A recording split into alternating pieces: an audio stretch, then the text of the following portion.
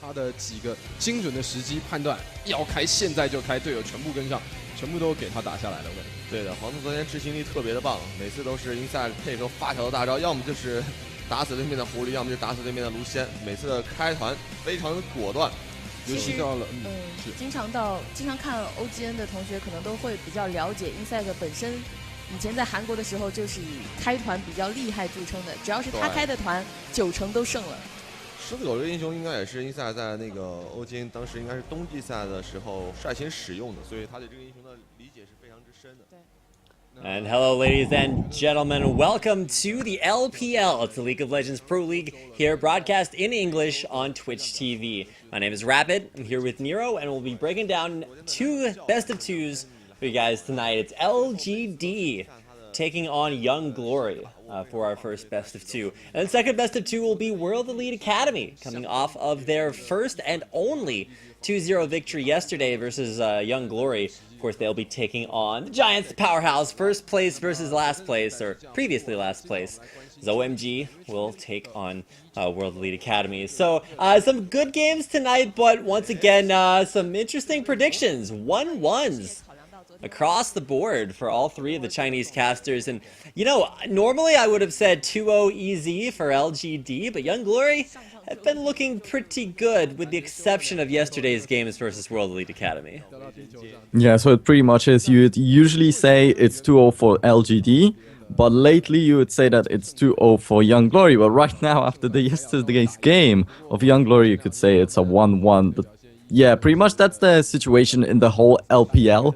Every single team can get a game from another one, and in the standings right now, everyone can get out of relegations or get into relegations or get into the playoffs, and there's a big mess on top of that. But it is not going to be easy for Young Glory to do that. They're sitting at a 29% win ratio right now. And with wins, you can see them on their scoreboard. Win versus World Elite, 2 wins versus EDG, and then 2 losses versus World Elite Academy. They are the complexity of LPL.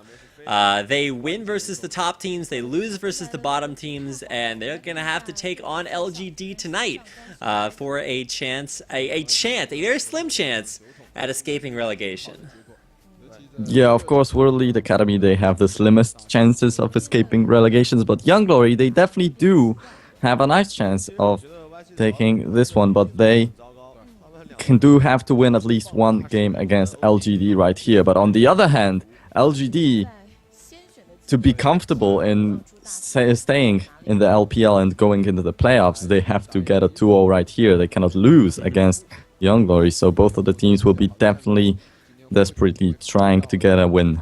Right, and it's really complicated the way that the playoffs situations work. Essentially, Young Glory have to win just like as many games as they possibly can. But more importantly, they have to make sure that LGD win as few games as they possibly can. If Young Glory 2-0s right now, then LGD can only get one more point in their series versus EDG and World Elite. So at that point, Young Glory would go into sort of a weird tiebreaker situation against LGD, and then they would have to win that as well to make it into the playoffs. So pretty complicated, but essentially, Young Glory has to do super, super well. LGD has to not do very well, and continue to not do very well in their previous games. Of course, like I said, they have 3 series to play this week. So finishing off, of course, their lineup with Yansur. He not necessarily a pioneer of the Alistar, but he's a big fan of it on support. Of course, a couple of games there that were actually victories. Actually, 1-game victory versus EDG, and then of course a 2 games lost versus World Elite Academy yesterday. So that's going to do it for the Young Glory roster. Keep in mind, sub 30 or around the 30% mark for their win ratio this season. They'll be facing off against LGD. Now, talk to us about LGD a little bit, Nero, and where they've kind of their travels through this season. Yeah, so that is the important thing. If you look back at the previous records of both of the teams, here you go. It's 41% for LGD. It's actually quite good, but right now they haven't had any success lately. There's a tie against Invictus Gaming, but they lost a 2-0-2 against OMG. While on the other hand, if you look at Young Glory, they have won 2-0 against World Elite, 2-0 against Edward Gaming. So in terms of what happened recently, Young Glory should have a big edge, but LGD are the bigger team historically, actually. Yeah, and LGD, you can see starting off from the bottom lane, it's not really a mystery what they play. Like PYL, Thresh, as many games as he can possibly get it for. And this guy right here is, I want to say, kind of the backbone of their team. I feel like if LGD do in fact make it to Worlds, it'll be off of XQ desperately trying to carry them there. Yeah, we'll see. They actually have a slim chance of getting onto the Worlds, onto the playoffs overall, and it's just my feeling, but they feel like LMQ when they were back in LPL. They are sort of the team to just stay in the LPL, not the team to go into the playoffs and try to go for the Worlds. They are the guys that are in the middle of the standings and they are okay with that, and they will always be there. Like, they can beat some top teams, but in the end they will also lose to the bottom teams and they will stay in this 4th or 5th place or 6th one.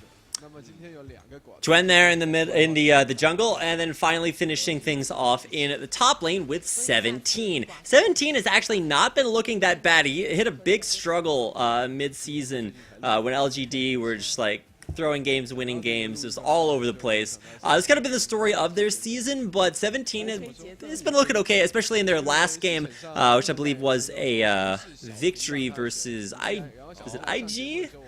Last team they played, I want to say it was. Yeah, so Yes. Coming off of a win, and they faced probably one of the easiest opponents they could possibly play here in either World Elite or World Elite Academy or Young Glory. So this should be a win for them, but all the commentators predicting the 1-1. So still hope left in Young Glory after some very impressive performances last week, beating the top teams in LPL.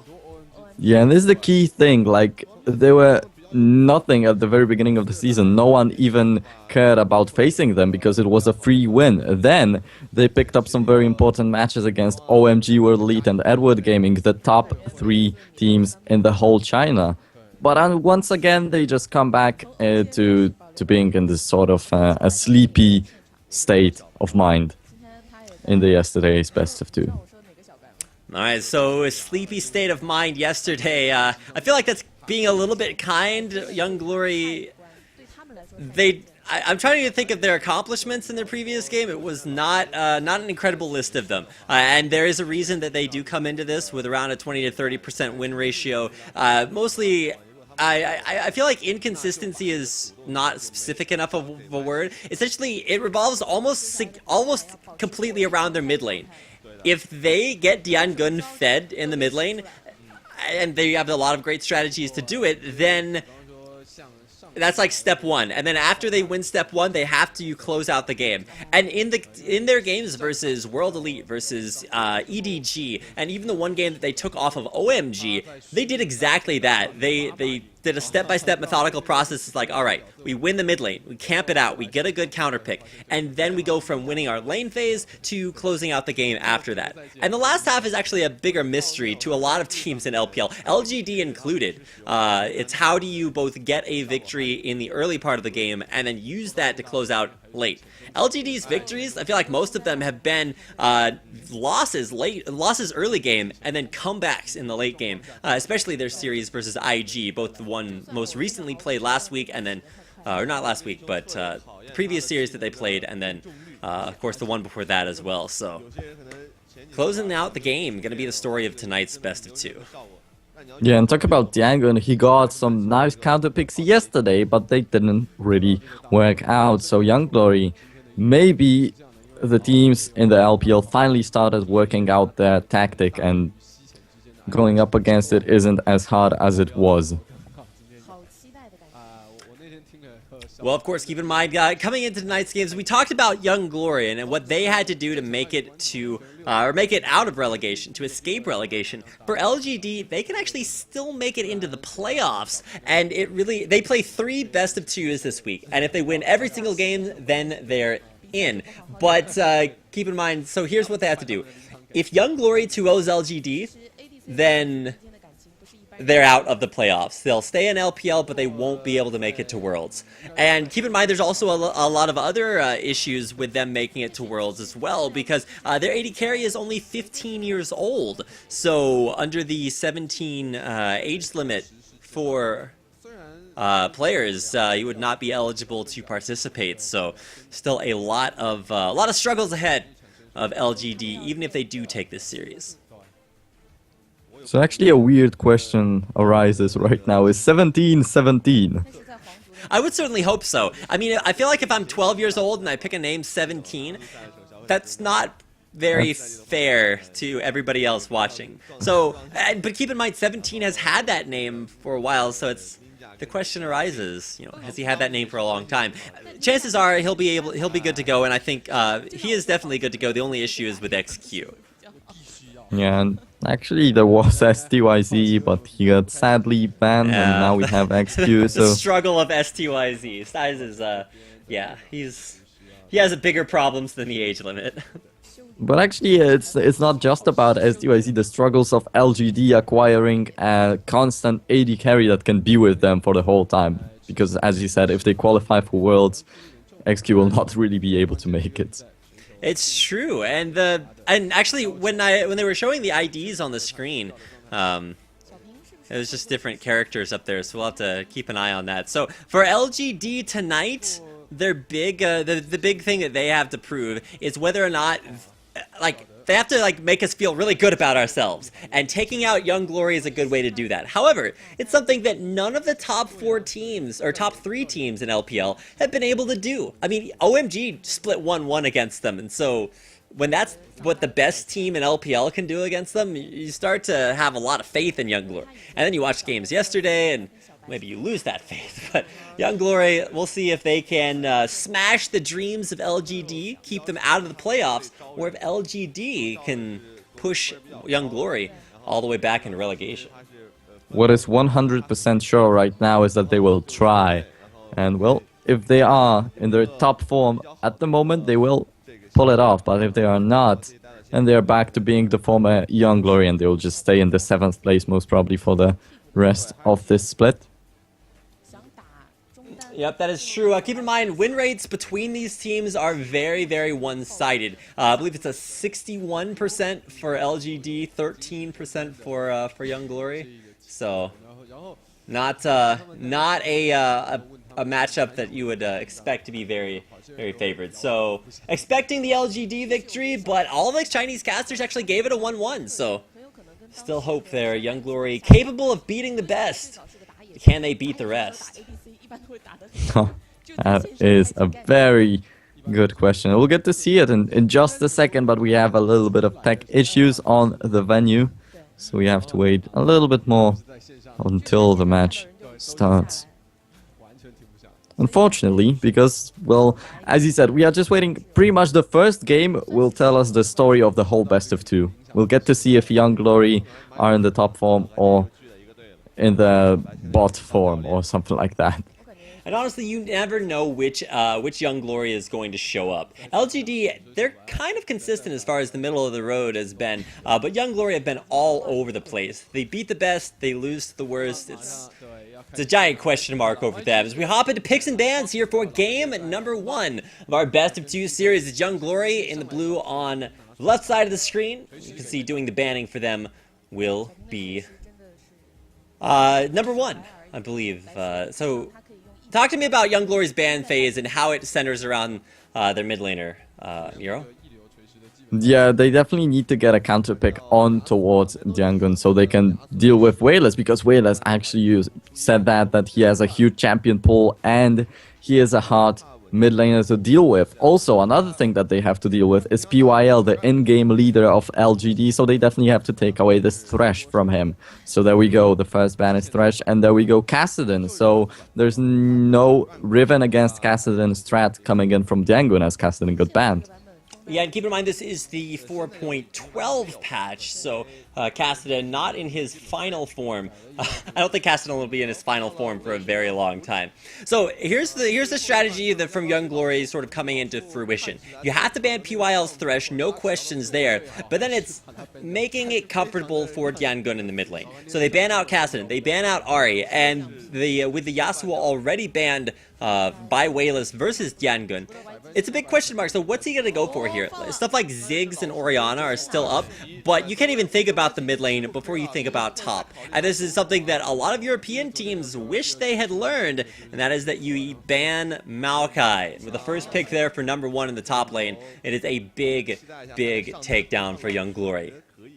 Yeah, it might be a problem for LGD, but well, they do not really have to worry about this top lane the most, as #1 is not the strongest top laner out there in the LPL. But as you said, there is no Yasuo for Diangun. He may still go for a champion like Lulu. He likes going for these weird picks that most of the mid laners don't usually go for. But I mean, Lulu loves going for picks anyway. yes, but well, Chuan, he will get his Lee Sin. That is also a champ that didn't get banned. Well, that is true. Lee Sin and Jarvan, two big picks that he's been able to do a lot with. But now it's time to look over to Yin Fu. He's going to grab the Jarvan here, and I really like that pick. A lot of the same strengths and weaknesses between both of them. Both very reliant on landing their initiation tool, whether it's Sonic Wave or the standard knock-up combo from Jarvan, and both with a lot of early pressure, although Lee Sin probably still winning that out. Keep in mind, Lee Sin has not been nerfed on this patch. He still slows the attack speed of jungle camps and has a full 4 seconds on Safeguard, or the shield from that, so still a very strong Chuan there in the jungle for LGD. Morgana, the lock-in. Now, the question is that versus Alistar in the support role, or is Alistar going to go top lane? Yeah, exactly. That is the first question. And another one, well, with Diangun being in the middle lane, we cannot really tell that this Morgana is 100% support. Oh, that's true. It's going to be a weird world out there, especially when it comes to like Black Shields versus Alistars. Yeah, definitely. And, well, there is an Alistar, as you said, top or bot, and this Morgana. If it goes for the support, actually, Yancer played a lot of Alistar lately, so he might have wanted to pick up that cow. Zed being hovered over here. Diangun, a big fan of the melee assassins. I've still been holding out for like him to be the bastion of Talon for LPL, but something tells me I don't think anybody's going to be taking up the Talon mantle anytime soon. But as far as AD assassins go, it's a lock-in on the Zed. He will take that one down. Now, with the Gragas pick, that's probably top lane. I wouldn't put it past Wayless to run it mid, but just given the way mid lanes work, it's going to be top Gragas, support Alistar, and now most likely a lock-in on Orianna for LGD. Yeah, we could still say if we wanted that this Gragas can as well just go jungle or support still, but nah, it's going to be the Alistar in the bottom, alongside with a Tristana, so a very strong bottom lane. On the other hand, facing off Corki and Morgana, this Morgana is going to be a key thing. If Yancer can land all the black shields at the right time, this is going to be a good time for them. So coming into the end of picks and bans, just going to trade the champions back away. Overall, as far as team compositions are concerned, relatively strong comfort picks if you look at Young Glory. But LGD have kind of the same idea. Lee Sin, incredibly strong jungler. You've got the ball delivery system working out there. The cow ball working out too. You want to combo that in with PYL. So I really like the mechanics, the dive, the pressure that LGD can put on. And a lot of their games honestly center on that pressure. Even just skipping the lane phase entirely and going straight to the team fighting with some crazy early roams. So gonna see which Young Glory is showing up tonight as they take on LGD. LGD trying to keep their playoff hopes alive, and Young Glory trying to stay out of relegation. Of game #1 of their best of 2 coming up here in just a minute. So stick around, don't go anywhere, we'll be hopping into game 1 in just a minute.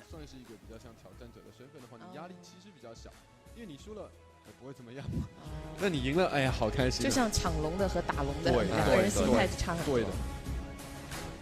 守大龙的总是压力更大一些。你看老干爹这个表情是不是很像全队都在守大龙的表情？绝对是，有够便秘。好 ，YG 对上老干爹这一场关键 BO2 的第一局，让我们一起拭目以待。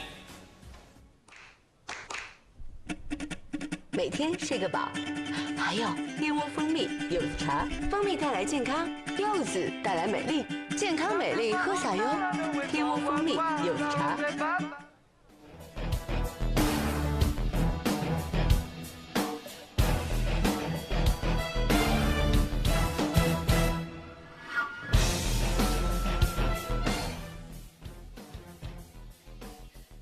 Welcome back, ladies and gentlemen, to the LPL. It's League of Legends Pro League, broadcast here in English on Twitch TV. I'm Rapid. I'm here with Nero, and we're into game number 1.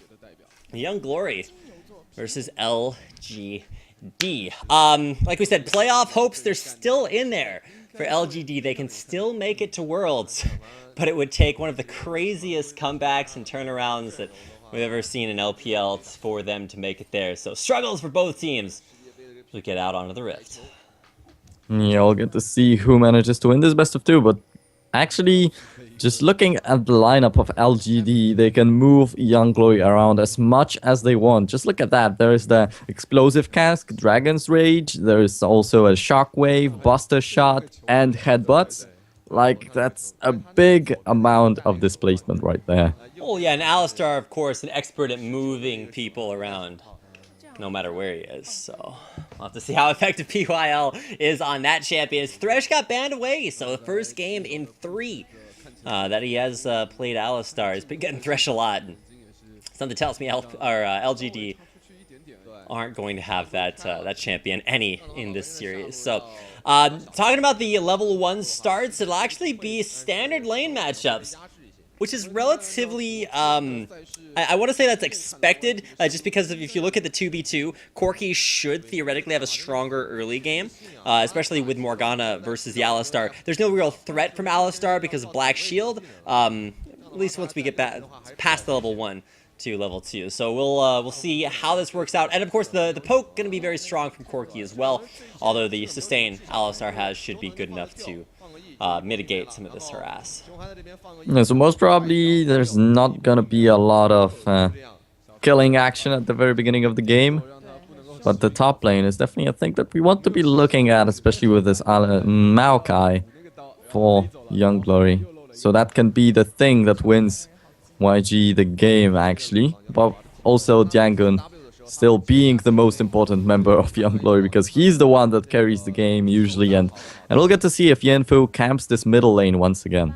And that is relatively expectable. Like for LGD, it's not, or for Young Glory, it's not really a mystery how they win their games. They get Diangun fed and they camp out his lane, and then he carries them through the mid game, and hopefully they can come together as a team and close things out later on, find advantages elsewhere. But for this game, it's really more confusing to me about the hyper carry or the carry situation in the bottom lane. Like if you don't pick Kog'Maw or stuff like Jinx, another late game hyper carry versus a Tristana, you just get outscaled, and she doesn't even have to win anything. She can just wait and keep farming things out. Yanser takes 2 turret shots. That will put him very far behind in the life total, where he previously had an advantage. Yeah, that was an awkward thing because he definitely thought that the minions have already taken the aggro, but they didn't, and there we go. He just has to pop his potion, and it'll be okay for now. But they wasted a little bit of an advantage right there, as you said. And talk about wasting, Chuan just sitting in this brush in the top lane, and Maokai without any mana, I don't think that this will work out, and Chuan just had to back away. So the struggle of being Chuan, it's everywhere he goes, nobody knows what's up. It's like either his lane doesn't follow up or his there's not really a gank opportunity. So you can already see he's down 5 CS early on, which is a pretty big deal in jungle in terms of jungle camps because they're worth so much more than lane CS. So he's going to be desperately looking two-man dive in the top lane, but it'll get immediately countered out as soon as he finds Jarvan up there. And he'll actually find him at the white, and I believe that was a white attempt there. Standard over the wall, Chuen can't follow. Very, very close, but big jungle victory for LGD. Yeah, he used the Q to approach this Jarvan at the very beginning so he couldn't jump over the wall, but it still gives him a lot of pressure right there. And he gets the control over the jungle too. He will get the timers, everything. So that's a nice thing for LGD. Even if he cannot pull off the gank in the top, he can at least just bully the jungler of Young Glory. Bottom lane trades. And like we said, Corki does have a very strong early game power spike. He traditionally will go Trinity Force first, although we have seen some diversity in builds. Trinity Force is the Corki item. Always has been, always will be. And if he hits that power spike first and can just shove that home versus LGD, really make a big impact, then XQ will never get a chance to get to the late game. The only problem is that actually takes the ability to, say, hey, look, we're forcing this play, we're taking our champion advantage over yours and using that to establish something that's going to help us close out the game. So it will be about that, closing out the game, which is something that LGD has traditionally struggled with.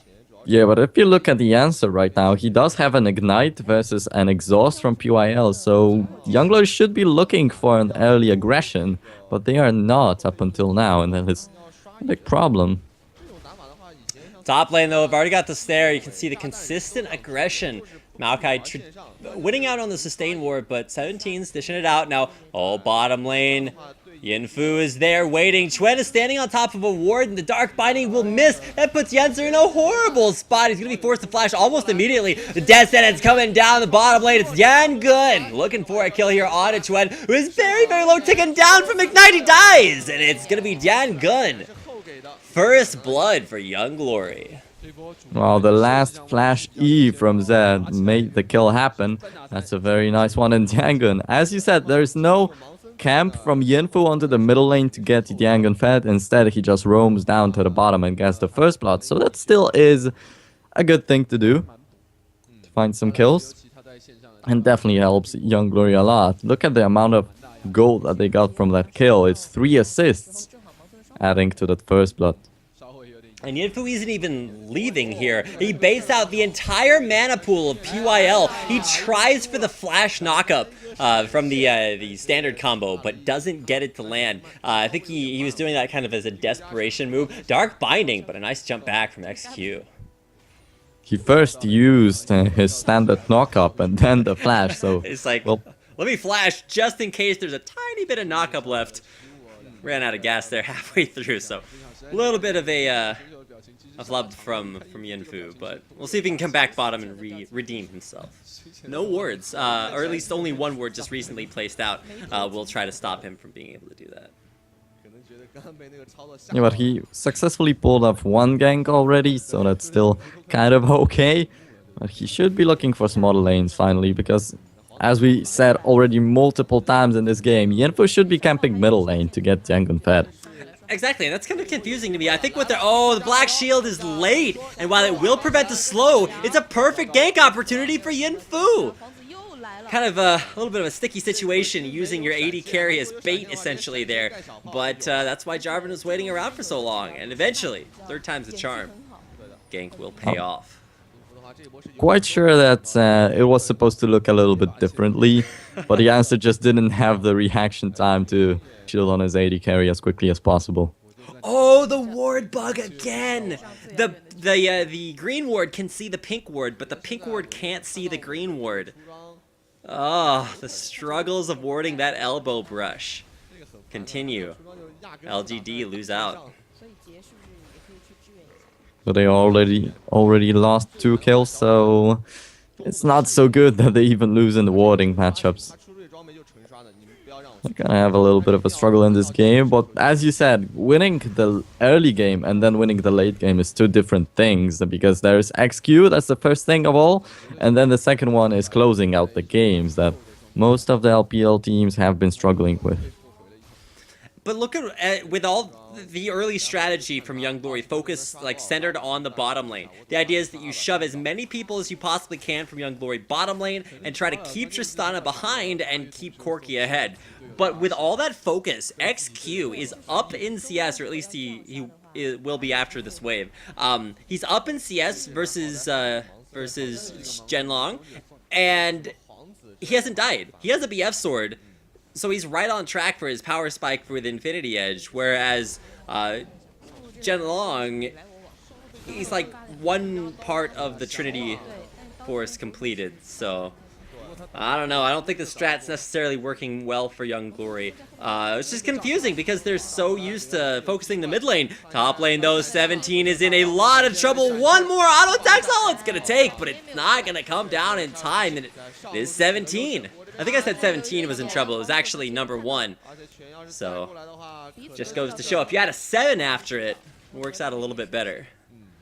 Yeah, LGD finally get a kill for themselves, and yeah, but in the bottom lane, Zhenlong does have the 2 assists, so he's yet to come back to the base, so I think that he should actually have a little bit of an advantage over XQ, but also Young Glory already got 2 kills in the bottom lane and they still didn't go for the dragon, so that also is a little bit of a weird thing that they should have gone for a little bit earlier.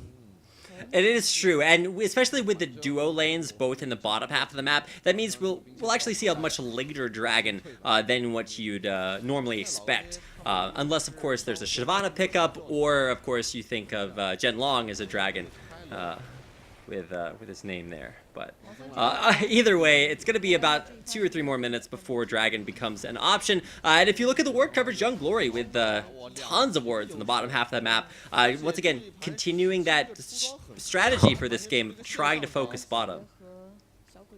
17 is just bullying number 1 right there in the top lane. This Maokai doesn't really seem to be working out. 2 levels of a disadvantage. 1 kill and 30 CS. Command Shockwave used a little bit ahead of schedule. Deathmark to counter it out, but neither mid laner able to take the other one out. Diangun, though, winning out in the trade. Yeah, Diangun definitely wins the trade, but it's an Ignite in exchange for a Ghost, so still nothing big happened, I guess. Because the flashes are still up, so there is the escape potential from both of them. Potential, but Diangun yes. forces out Willis from the lane, so actually, okay, that is a big thing.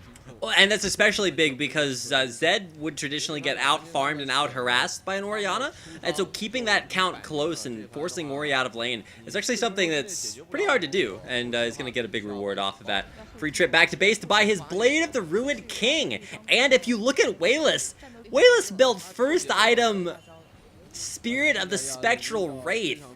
And this is something that you see a lot of times done on either AP Kog'Maws or Ziggs. They'll build the jungle item because it scales very well. It stacks up as you kill jungle camps. And with Wayless killing off blue buff and both the wolves and wraiths so consistently, he'll actually be able to stack up that Spirit of the Spectral Wraith relatively quickly, get the extra AP, and be able to farm the camps even better. Yeah, that's really good. It also gives him an additional bit of gold, so wow. That's a nice choice. Mm-hmm. But it is a power farm commitment. It says, look, we are not looking to make any plays for the first 25 minutes of the game. LGD, they want to take this one late. Yeah, you can see it, especially with the Tristana and this Orianna going for this item. Why not? That will definitely be a good thing if they manage to pull it off, because actually Young Glory getting 2 early kills, well, you might have a chance of finishing the game before the late game even happens. But still, it's really close in the gold. Very close in the gold now. Oh, just as I say that, a 100 gold lead for Young Glory. We'll see if that actually matters at all. Like you said, top lane 17 is bullying number 1. Number 1 just straight up forced the flash. He still gets explosive cast. Don't do it. 17, no! Takes him down, makes it look easy. That top lane matchup is going very far in favor of LGD. They will pull back the gold count in the top lane, looking to pull it back in the bottom lane as well. They're doing Dragon on a ward, and I'm not sure there's too much to counter it out as Young Glory cannot get in position in time. You know, with Yenfo's positioning, he was at the blue buff, and why in the world was Diangun also at the blue buff? That is a big question. Yeah, Diangun can solo blue buff. He has a Blade of the Ruined King, so it's not like he has to worry about taking too much damage. So he just walks to the blue buff, takes it, and you still have jungle pressure. Especially since Zed is so mobile, he can get over to the blue buff, take it down, and then move back to Dragon. Bad timing on that buff takedown for Young Glory, and it'll give LGD an advantage across the map, mid, top, and bottom. He didn't get this blue buff, but putting two people, as you said, he can solo this blue buff, but Diangun was, Yanfu was there with him. So they lost a lot of pressure, and they lost the dragon, and now it's LGD who come out on top in gold, and as they're aiming for this late game, they might get it a little bit quicker than they really expect, with Young Glory giving them 3 things to get farmed with. Like dragon, like turrets, maybe later. Yeah, 17 was forced to blow his teleport down bottom lane. It wasn't actually necessary. I don't think that Yanfu actually had a lot of kill potential, but he was a nice, at least, aggression that forced out that cooldown. Because number 1 was forced to TP back to lane. So that actually evens out the teleport timings, despite the disadvantage for number 1 in the top lane. Yeah, and also, why not? Why not use the teleport if 17 is already bullying number 1 so much? He's up 2 kills. And he doesn't really worry about his enemy top laner going to a team fight, because he'll not really do anything in this team fight anyway. Just has a blasting one and not much else, just a little bit of HP and mana. I was really excited with this being the 4.12 patch to see more Lucian, because this is the patch where he's just like ridiculous on. Like, he is incredibly strong. But XQ is going to disappoint me, going straight back for the Tristana. And honestly, this should be a game with relatively low kill participation for LGD, because once again, they're committed so heavily to just AFK farming for the first 20 minutes. XQ, though, gets a little bit over aggressive, and he's going to take half his health before he backs out. And that was a huge burst of damage coming in from this Corki, but well, still, XQ, as he said, just AFK farming. He's going to be waiting for this late game, and then it's going to be Tristana just blowing this Corki up. Number one's dead right here. 17 is going to blow him up. He's got the dash, the body slam, and it forced the retreat. 1v1 in the jungle, though, as Diangun finds Chuan there. And he's going to dash right in there. There's 1 kill. Can he find the second? Doesn't have death mark, so no follow-up. Nice kill off the roam. Yeah, Diangun catches Chuan in the jungle.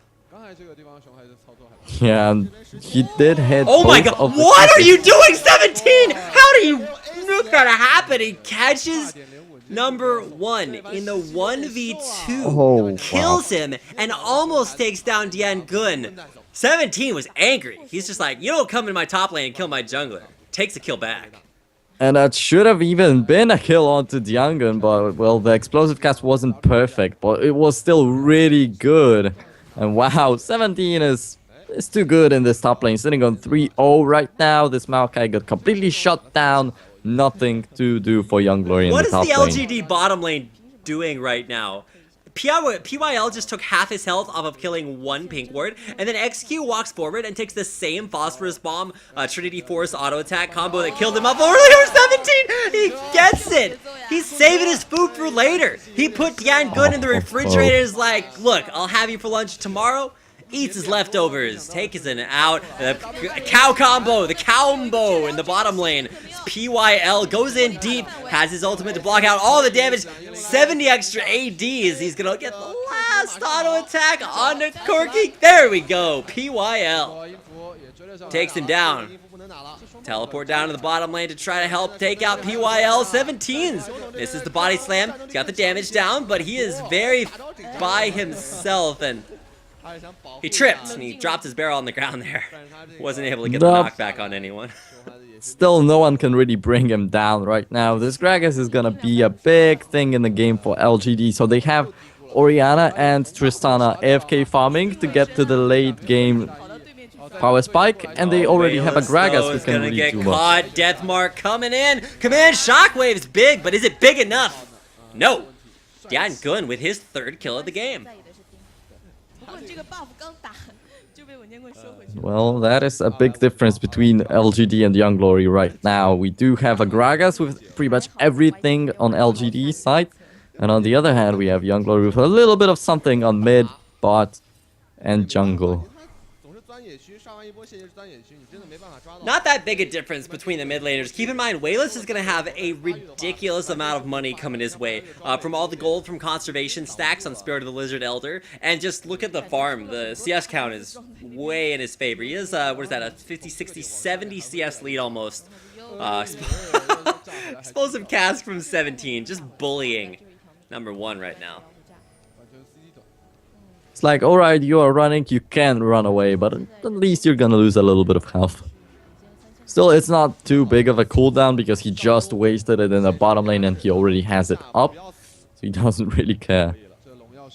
17 at this point. He reminds me of the game that Going had for OMG a couple of weeks ago, where on his Shyvana, I think he went like 8-0 and just he got a double kill bottom lane, double kill off of a 2-man turret dive survival in the top lane, and then just carried the game off almost by himself. That's what 17 is doing right now. He's 4-0, has the aggressive mana regen choice from a Morellonomicon. He's not even going the tanky Gragas with a Rod of Ages. He's just going straight up damage, and it's working out.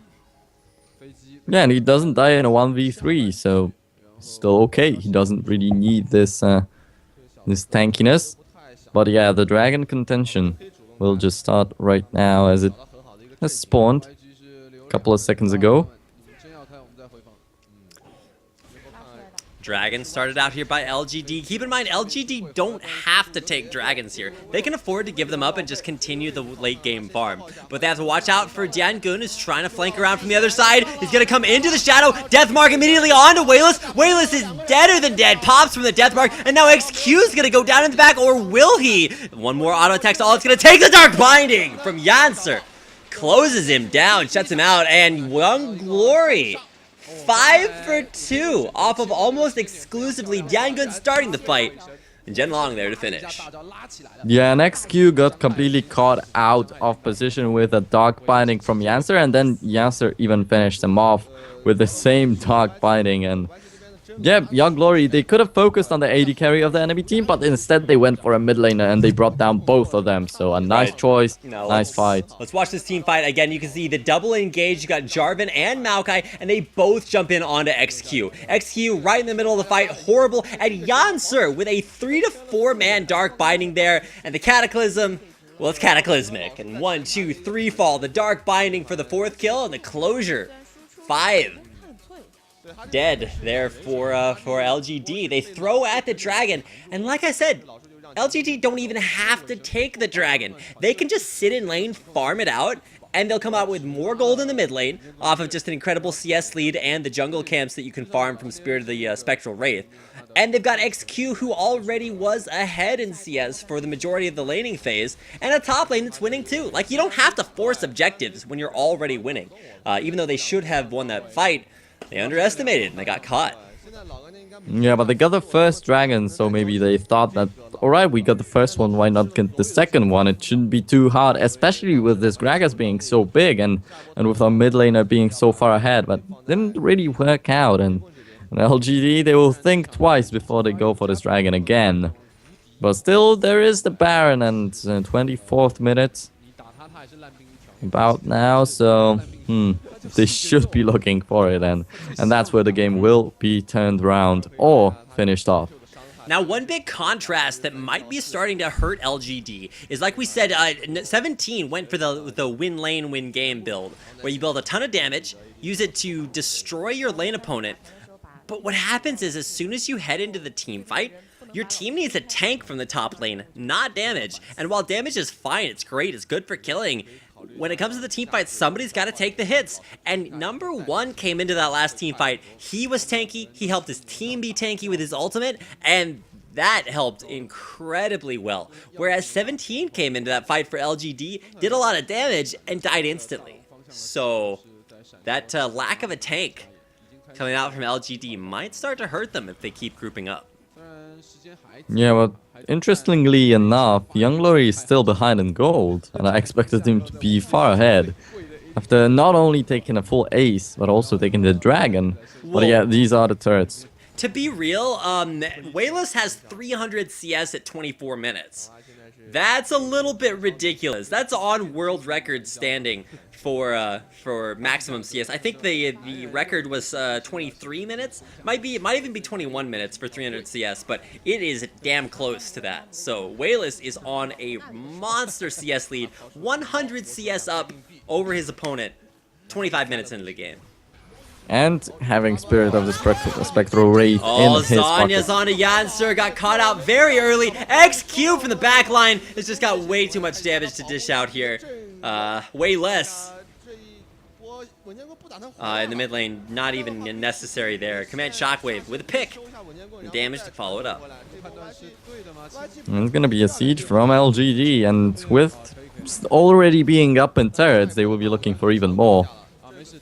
But keep in mind, they have to watch out for Dian Gun. He's split pushing. He's in the bottom lane. And he's going to go ahead and throw down the death mark and the assassination onto 17. You have to build tanky. Your team needs a tank. We should be getting a replay there of that bottom lane fight. But Yancer, or Yinfu rather, looking for a knockup, an engage on to LGD. They're just trying to keep him there. They're trying to stop them for the Dian Gun push. Or the Dian Gush down there in the bottom lane. Even able to keep him from taking that inhibitor. Yep, but he will not take this inhibitor turret. But yeah, also taking 17 down in the bottom lane, we couldn't really see it. That's unfortunate. Oh, through wow. the black shield. Good God, the damage coming out from Wayless. 325 CS will do that to you when you're this far ahead of schedule. He's got Spectral Wraith, Sork Shoes, Athene's Unholy Grail, Zanya's Hourglass. Like, once this kid picks up Deathcap Void Staff, the world is his oyster. Too much damage from that LGD mid lane. That was just so huge, and he gets a double buff.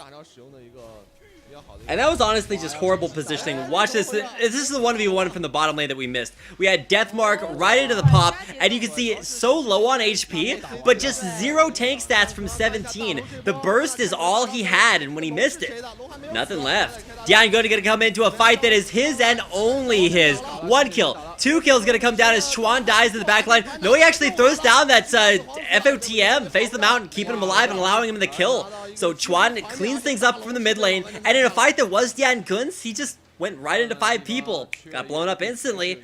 It's only Corki left alive. Yeah, an unfortunate face of the mountain for Young Glory right there. Kept them from killing the jungler. And yeah, as I said, Baron is gonna be where games are gonna be thrown or finished. And in the end, it was Young Glory who lost that Baron fight. So we cannot really pull off the comeback. And now LGD will be quite confident in taking the game.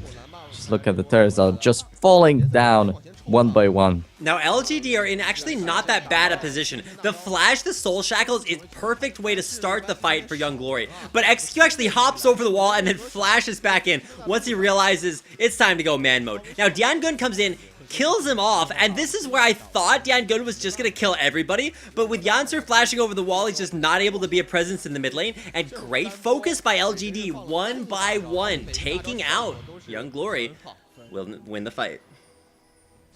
The deathmark onto Zonia's Oriana, well, that stopped Dian Gun from doing anything in the fight.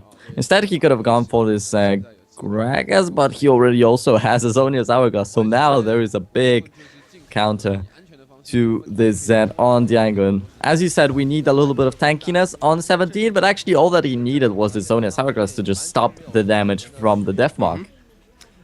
He had a really big weak spot in the mid game where Zed was able to kill him a couple times. So with that Zanya's, like you said, exactly what he needed. And maybe this is going to shore up that strength that turned into a weakness that is now back in the strength category again.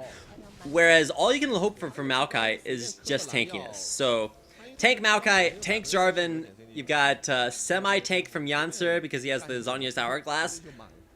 So you have to find the damage somewhere.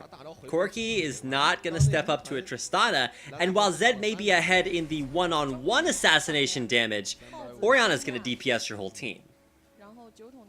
Yeah, and if Wayless hits one big shockwave right now, it's going to be the end of Young Glory. And it has happened already. Because in like a fight over the Baron pit, that is an easy skill shot to hit. Especially having a lot of displacement. As I said, you have Lee Sin with the kick, you have Gragas with the barrel, you have everything that you want to be able to position your enemies just as you like. And while at least during the beginning of the game, Yinfu's map pressure was maybe a little bit greater, he crushed the bottom lane off of like some NASCAR ganks where you just keep going around in a circle. Bottom lane, bottom lane, bottom lane. And it worked out really well. The only problem is it didn't do enough. It didn't get Dian Gun far enough ahead that he was just able to farm Wayless. And so in return, Wayless was just able to farm. Sitting at 300, or yeah, almost 300 CS at 30 minutes. Like, or yeah, 400 CS at 30 minutes. I knew I was a little bit behind schedule. Already up to 370 at the 30-minute mark. So pushing in, Baron buff in hand, LGD. Looking to start the fight. Explosive cast comes out. That's the beginning. Where's the end? Command Shockwave only hits Corki. He's out of the fight, not dishing out damage, so he's trying to re-engage. PYL's got Corki's number, trying to zone him out. Exhaust in the back line, but actually Corki's still alive. But the problem is Wayless has too much damage. He's gonna get the speed buff from there. Holy, what the? Okay. Profanity avoided. Check number 1. Check number 2 is Wayless, or Yinfu is just, okay, Yinfu's alive. Corki's down, Morgana's down, and number 1 was the number 1 to go down in that fight. LGD off of 1 incredible burst from Orianna. Wayless carrying that game so hard. Bottom lane, of course, the backdoor from Zed was successful, but not successful enough. Game number 1 goes to LGD. Alright, so that was an extremely interesting game, and we were confused as to why Yinfu is not camping middle lane, and there you go, that's what happened. Yangun was just too far behind Wayless, and they weren't able to pull off the game, and as he said, the solution is a really strong AD carry right now in this patch, so maybe, but only maybe, Genlock will decide to go for this one, but he's actually just played Kog'Maw lately, not anything else. That's so true. Maybe Kog'Maw. I was a little bit skeptical about all that pressure bottom, and it just didn't. It might have put XQ a little bit further behind, but it did absolutely nothing to stop Wayless. And Wayless, for as unglamorous as it is to just rice out the lane, farm it super hard, you don't get a lot of prestige for that, but then you wind up at 20 minutes with 300 CS, and people start to notice the damage. You can see there at the end.